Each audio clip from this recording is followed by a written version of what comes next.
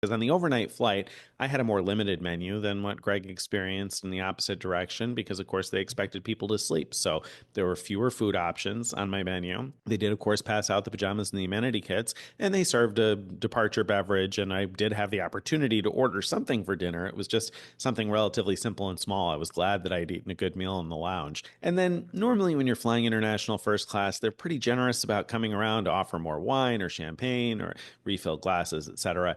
And there was less of that type of service because most people were sleeping in the middle of the Sure. night. They probably reasonably assumed people don't want to be bothered in the middle of the night. They'd rather be asleep.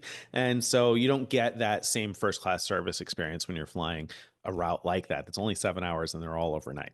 When I had the chance to book a daytime flight, I was so excited because I knew I'm going to really be able to take advantage of all of the benefits. Now it's time to shower in the sky. I don't even particularly feel like I need to shower right now, but I don't think you should ever pass up a chance to shower in the sky if you have that chance. So I'm going to go for it. Once I boarded and once we're in the sky and everything, I did ask for them to put down the bench into a bed so I could take a nap, but that was maybe 40 minutes at most of the flight. The catering was fantastic. I mean, the flight attendant was asking me which wine I'd like, and I said, how about could I do a whole flight and just try all of them? So Yeah. she was like, sure. She was game, and so we did a whole tasting.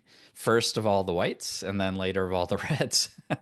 And I just had a great time doing that and chatting with the flight attendant about the different wines that she preferred as